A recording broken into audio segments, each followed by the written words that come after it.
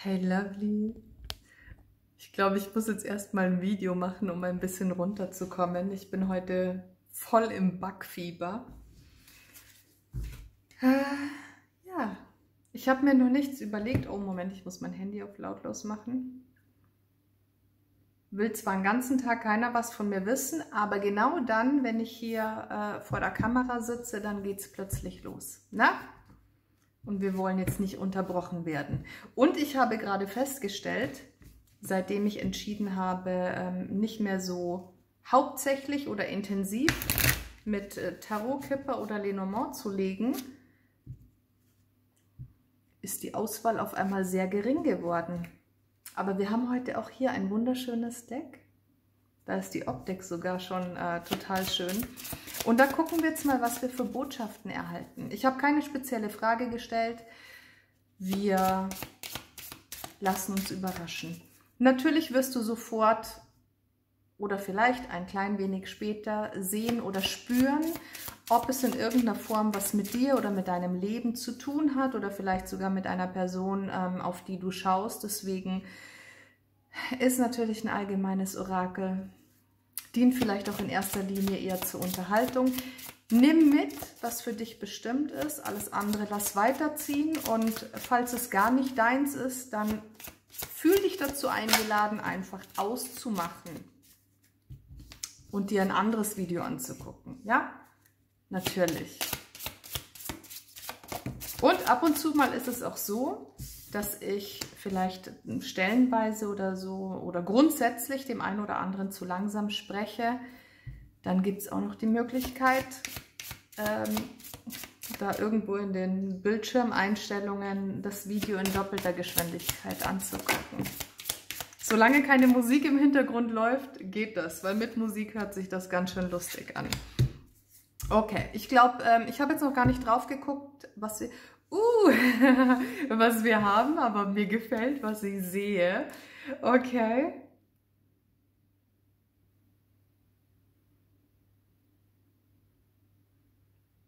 Krass. Scheinbar gibt es hier etwas, irgendeine Situation, irgendeine Energie oder irgendeine Person, die losgelassen werden möchte, beziehungsweise loslassen auch im Sinne von sein lassen. Gewisse Dinge auch einfach mal laufen lassen. Was wir hier als erstes bekommen, die Energie von die Dinge, Situationen, Gefühle, Gedanken, alles was ist, alles was in dir ist und alles was dich umgibt, die Dinge einfach mal da sein zu lassen, zuzulassen, zu erlauben, um weiterzukommen, um in irgendeiner Form einen Zyklus abzuschließen, um die Sache rund zu machen. Wie kann man das jetzt sehen? Es gibt ganz viele Situationen, kennst du vielleicht auch irgendwo aus irgendwelchen Lebensbereichen, man geht gerne mal in die Ablehnung oder man urteilt sehr gerne schnell mal über irgendeine Situation, einen Umstand, ein Ereignis oder auch die eigenen Gedanken und Gefühle. Und es tut so gut, einfach mal stehen zu bleiben, kurz innezuhalten und die Dinge geschehen zu lassen. Gott, ich habe jetzt schon wieder hier so ein hässliches Kopfkino. Nein, es gibt gewisse Dinge, die darf man natürlich nicht geschehen lassen, ja. Aber wenn es jetzt um das eigene persönliche Wachstum geht, ja, was auch immer hier gerade los ist in deinem Leben, einfach mal angucken, beobachten, geschehen lassen, um zu schauen, was wäre der nächste Schritt. Um überhaupt mal, also innezuhalten, um überhaupt die Intuition, deine innere Stimme zu hören, wahrzunehmen. Ja, natürlich, da gibt es Menschen, die können das einfach nur so, egal wie laut es in ihnen ist oder wie laut es um sie herum ist. Dann gibt es aber wiederum Menschen, die brauchen so ein bisschen diese innere Stille, dieses Innehalten, um die eigene Stimme, die eigene Intuition zu hören, zu sehen, wahrzunehmen, überhaupt zu fühlen. Ja. Schließe den Kreis. Erlaube der Dunkelheit da zu sein. Erlaube der Leere da zu sein, der Traurigkeit. All diese Dinge sind Botschafter, Nachrichtenträger, dunkle Gefühle, die zu uns kommen, die uns einholen, egal ob das jetzt eine frische Sache ist oder mit Themen verbunden ist aus der Vergangenheit. All dies kommt zu uns zwischendurch mal oder immer mal wieder, um uns etwas mitzuteilen. Und wir dürfen es zulassen, wir dürfen es da sein lassen und auch einfach mal wirken lassen. Finde deinen Anschluss, finde deine Anbindung. Wie sieht es denn momentan aus? Nachts? Nachts, traumtechnisch. Ich habe in meinem Umfeld, habe ich jetzt schon ganz oft mitbekommen, dass die letzten Wochen wieder sehr albtraumlastig waren. Ja, die einen können sich gar nicht dran erinnern, aber die haben halt einfach schlecht geschlafen und andere wiederum, die wissen noch jedes einzelne Bild, jede einzelne Situation, an die sie sich erinnern und ja, dunkle Energien, die den einen oder anderen manchmal nachts einholen. Wie sieht es da gerade aus bei dir? Ist da irgendwas, was vielleicht nicht verarbeitet wird oder noch nicht verarbeitet wurde, beziehungsweise Dinge eventuell, die nachts in deine Träume kommen, die du, weil du sie tagsüber immer wegschiebst?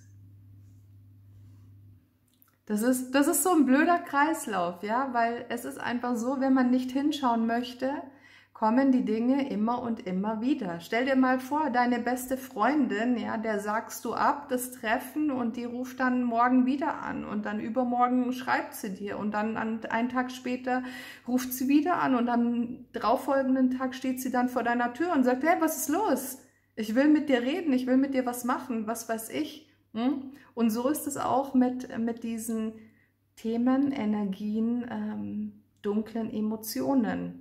Okay, ist jetzt ein bisschen schäbig, die beste Freundin mit diesen dunklen Emotionen zu vergleichen, aber wovon ich spreche, ist einfach diese Hartnäckigkeit von der besten Freundin, genauso auch von diesen gewissen Energien und Emotionen, die hier immer wieder an deine Tür klopfen. Mach auf, lass es geschehen, lass die Energie da sein, erlaube diese Energien und erkenne und empfinde darin Liebe, ob es dir gefällt oder nicht. Das ist ein heikles Thema, ja, aber letzten Endes läuft es darauf hinaus, also durch das Annehmen gehen wir in die Liebe. Und egal, was wir so gerne von uns abstoßen und was wir so gerne mal ablehnen und nicht beachten wollen, es wird immer wieder kommen, bis wir in diese Liebe gehen, bis wir in diese Annahme gehen. Und das ist meiner Meinung nach der einzige Schlüssel zur Freiheit. Annehmen, was ist und dann damit arbeiten. Das ebnet so viel, was vor dir liegt. Damit du wieder in den Fluss kommst, der Fluss deines Lebens, dem du folgen darfst, dem du folgen musst. Ja, das ist ja dein Fluss. Also es geht hier nicht um irgendwelche Dinge im Außen, irgendwelche Sachen, die du tun solltest, wie du sein solltest. Darum geht es überhaupt nicht. Es geht wirklich hier rein um deinen eigenen Weg, um deinen eigenen Fluss des Lebens. Und Um in dieses Gleichgewicht zu kommen, müssen hier gewisse Dinge ablaufen, müssen gewisse Prozesse abgeschlossen werden oder wollen gewisse Prozesse abgeschlossen werden, damit du sein kannst und das schönste Leben leben kannst, das du dir vorstellst.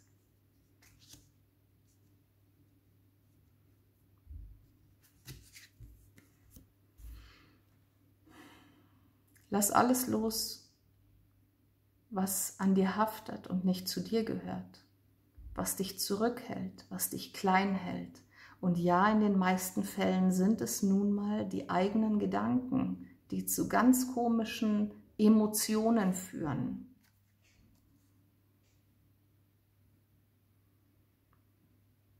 Die Dunkelheit ist ein Teil von uns. Und ich meine das nicht, ich meine mit Dunkelheit nicht irgendetwas Böses, Teuflisches, Dämonisches, okay? Davon spreche ich nicht. Die Dunkelheit kann auch einfach diese Leere sein. Die Leere hervorgerufen durch einen Verlust, durch irgendwelche Schmerzen der Vergangenheit, was es auch immer ist. Wir dürfen es annehmen.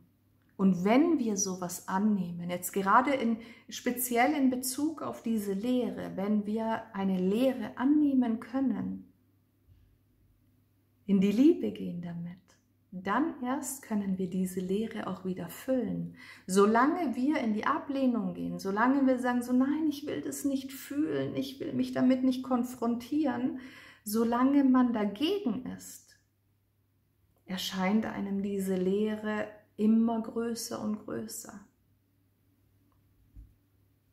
Und wenn wir in diese Annahme gehen, wenn wir in diese Öffnung gehen und diese Dinge, Emotionen, Gedanken, Erfahrungen zulassen, dann können wir nur gewinnen und wir können wieder in die Fülle gehen. Und ja, weißt du, das ist ein Prozess, der wiederholt sich. Wie oft, keine Ahnung, ist unterschiedlich von Mensch zu Mensch. Aber wenn du vielleicht mal zurückblickst in deinem bisherigen Leben, erkennst du wahrscheinlich ganz, ganz viele verschiedene Situationen. Große Sachen, kleine Sachen, wo du schon durch diese Prozesse gegangen bist.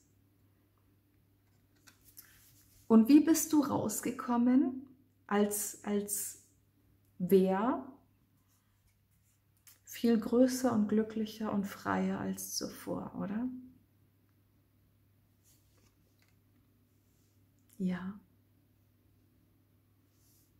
Und ich glaube, diesen Prozess kennt jeder. Vielleicht hast du das jetzt nur nochmal als kleine Erinnerung gebraucht, falls es aktuell so ist oder falls du gerade mit dem Abschluss kämpfst oder falls es demnächst auf dich zukommt, dass du einfach weißt, okay, ich muss mir keine Sorgen machen, ich muss mich nicht vereinnahmen lassen von dieser Traurigkeit oder von dieser dunklen Energie im Allgemeinen, ja, was auch immer es für dich persönlich bedeutet. Ich kann einfach erhobenen Hauptes da durchschreiten, weil ich mich dafür entscheide, dies anzunehmen, weil es ein Teil von mir ist. Und ja, das zeugt von wahrer Stärke.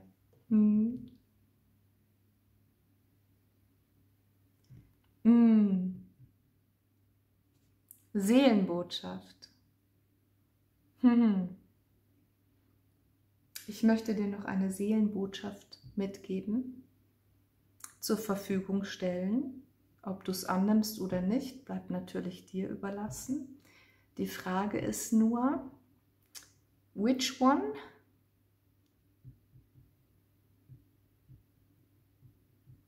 Ich weiß nicht, vielleicht wollen sogar die beiden hier mit. Gucken wir mal.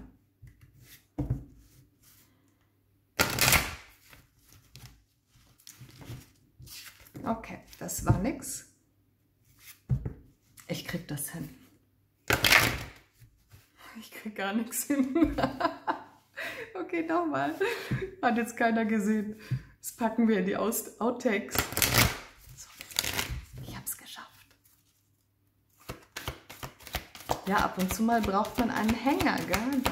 Das kann nicht immer alles klappen. So, was haben wir? Die 18. Verirrt in den Ruinen der Vergangenheit. Finde den Weg ins Jetzt und lebe.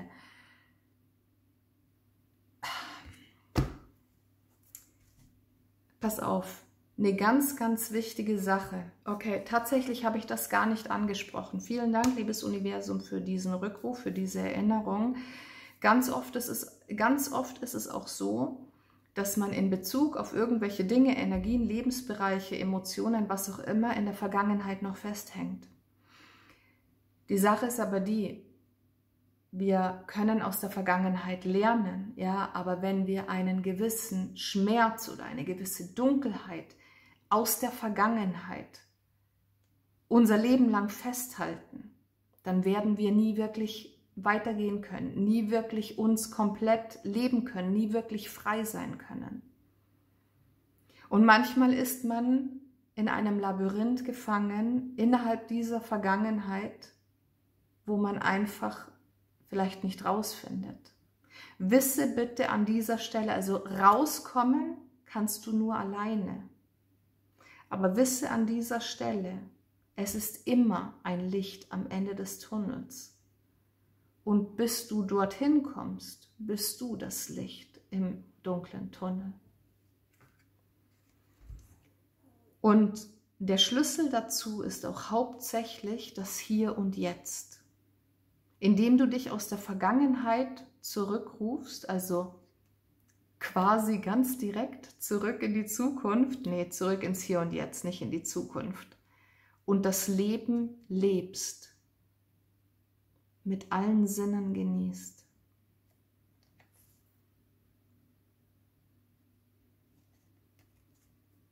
Du kannst in die Vergangenheit reisen.